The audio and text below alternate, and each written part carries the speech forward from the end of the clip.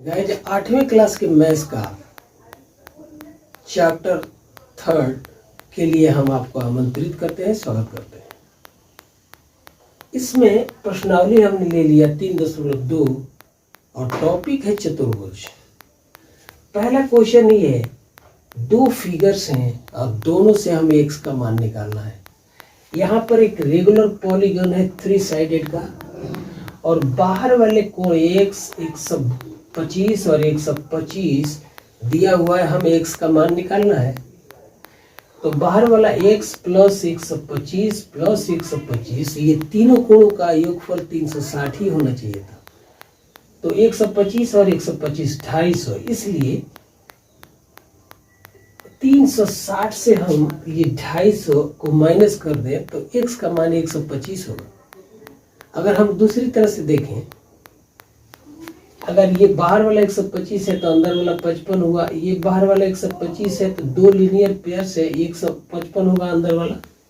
तो त्रिभुज के दो कोण 55 डिग्री और तीनों कोणों का योगफल 180, तो 55 प्लस 55 110, तो निश्चित रूप से ये 70 हो गया।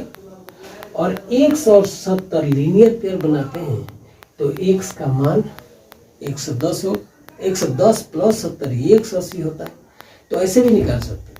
उसी तरह से ये फिगर हमारा है, इसमें 1 2 3 4 5 साइड्स हैं, लेकिन बाहर वाले कोणों को अंकित किया। जैसे यहाँ पर ये कोण 90 है तो बाहर वाला 90 हो गया, ये बाहर वाला 90, x का मान ये है, ये x है, इसको हमें निकालना है। तो x plus 90 plus 60 plus 90 plus 70 ये 360 होना चाहिए।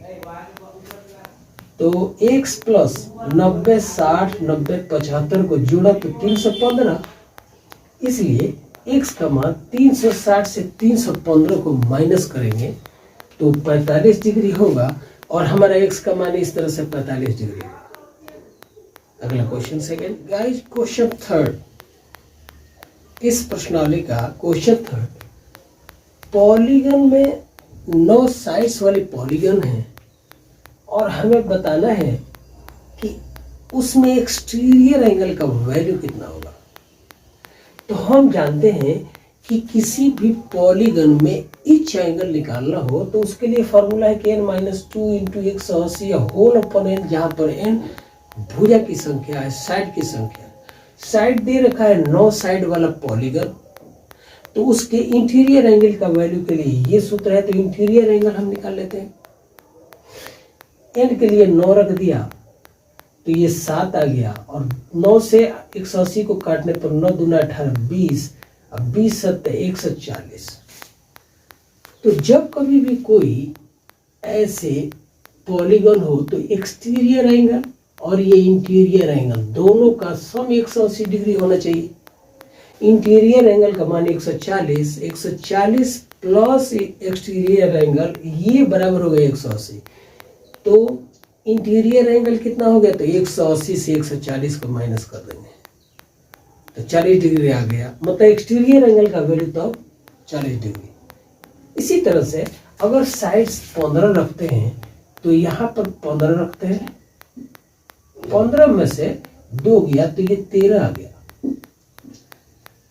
और 9 से हमने काट दिया इसको तो 20 आ गया, 13 दूना 26, 260 डिग्री ये मान आया।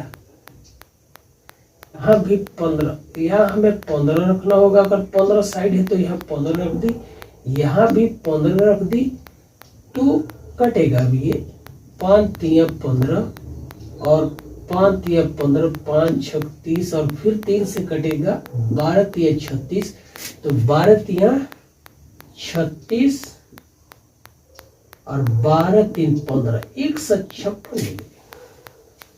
तो हमने यदि साइड को 15 ले लिया तो एक इंटीरियर एंगल का वैल्यू n की जगह 15 रखने पर 15 माइनस 2 13 आएगा, इंटू 180 है और 15 से भाग दिया तो 12 इंटू 13 मतलब 156 इंटीरियर एंगल का वैल्यू आ गया। तो एक्सटीरियर पूछ रहा है तो 180 से 156 को माइनस करेंगे तो 4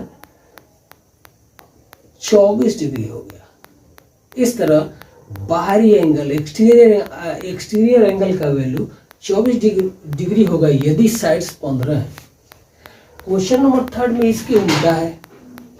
how many sides does a regular polygon area of exterior angle is 24। साफ दे दिया, हमें पता लग गया कि भाई ये 15 साइड्स वाला है। तो कैसे निकालें? तो एक्सटीरियर एंगल का वैल्यू अगर 24 डिग्री है तो इंटीरियर एंगल का वैल्यू 180 में से 24 घटा दिया तो 156। और इंटीरियर एंगल के लिए हमारा formula n-2 into 180 upon n, और इसको हम बराबर करेंगे 56 के। क्रॉस मल्टीप्लाई करने पर 156 इंटू एन बराबर 180 n माइनस 180 इंटू 2 तो 360 हो गया।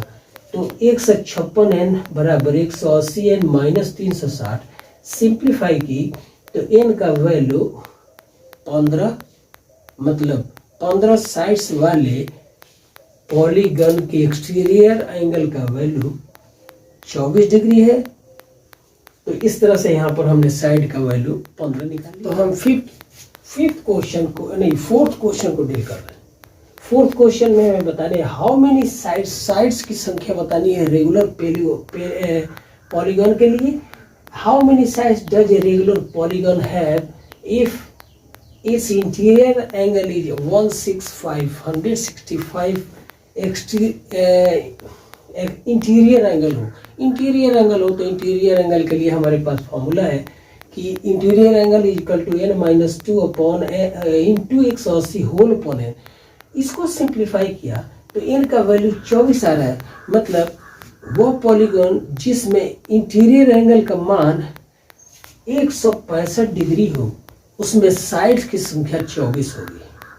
लेकिन फिफ्थ क्वेश्चन में दोनों पार्ट्स का कुछ क्वेश्चन हमसे इस तरह से कि is it possible to have a regular polygon with measure of each exterior angle 22 degree. Exterior angle अगर 22 है तो 180 में से 22 को माइनस करेंगे 158 हो रहा है। और इसका मतलब हुआ कि इंटीरियर एंगल 158 होगा तब जा करके ये बात बनेगी। लेकिन 158 360 से डिविजिबल नहीं है, ये पॉइंट में आ रहा है, परफेक्टली डिविजिबल नहीं है। इसका अर्थ है कि ऐसा कोई रेगुलर पॉलीगन नहीं है जिसमें एक्सटीरियर एंगल का वैल्यू 22 डिग्री हो, संभव नहीं है ये। मतलब हम चेक कर लिए कि इंटीरियर एंगल 158 आ रहा है, का अर्थ हुआ इसको हम डिवाइड करते हैं 360 से तो ये पूर्ण रूप से कट नहीं रहा, डेसिमल में आ रहा है। जब डेसिमल में आए तो एक्सटीरियर एंगल 22 डिग्री संभव नहीं, ऐसा पॉलीगन होगा ही नहीं। और इसी का दूसरा पार्ट है can it be an interior of a regular polygon. Interior angle भी नहीं होगा, जब एक्सटीरियर 22 डिग्री नहीं होगा तो ये इंटीरियर भी नहीं होगा, क्योंकि तब उस स्थिति में एक्सटीरियर को होना चाहिए था 158 जो डिविजिबल नहीं है 360 से, और इसलिए इंटीरियर भी संभव नहीं। सिक्स्थ पहले क्वेश्चन देख लेते हैं। What is the minimum interior possible for angle possible for a regular polygon. Interior angle का मैक्सिमम वैल्यू या यहाँ पर है मिनिमम वैल्यू कितना हो संभव है। अगला है what is the maximum angle possible for a regular polygon. अब हमने रेगुलर पॉलीगन को ऐसे सीखा है कि एन साइड का क्लोज फिगर रेगुलर पॉलीगन है, लेकिन कितने साइड्स हो, कम से कम 2 साइड हो तो पॉलीगन नहीं बनेगा। तो मिनिमम 3 साइड्स हो और तीनों साइड्स इक्वल हो एक पॉलीगन बनेगा। लेकिन इक्वल साइड्स नहीं, 3 साइड्स हो तो पॉलीगन बनेगा, बल्कि अगर 3 साइड्स इक्वल हो तो इक्विलैटरल ट्रायंगल बनेगा जो एक पॉलीगन है, और तब ये इंटीरियर एंगल का वैल्यू 60 डिग्री होगा। तो एक बात फर्स्ट पार्ट का आंसर ये हुआ कि मिनिमम इंटीरियर एंगल का वैल्यू 60 डिग्री है। तो यहीं पर छुपा हुआ है कि मैं ये एक्सटीरियर एंगल अगर हम साइड को एक्सटेंड कर दें ऐसे तो एक्सटीरियर एंगल ये हो गया, ये हो गया, ये हो गया। तो अगर मिनिमम 60 डिग्री पॉसिबल है तो मैक्सिमम एक्सटीरियर कितना होना चाहिए, 180 में से 60 माइनस करते हैं तो 120 हो गया। मतलब minimum interior 60 degree, maximum exterior 120 degree संभव है रेगुलर पॉलीगन के लिए।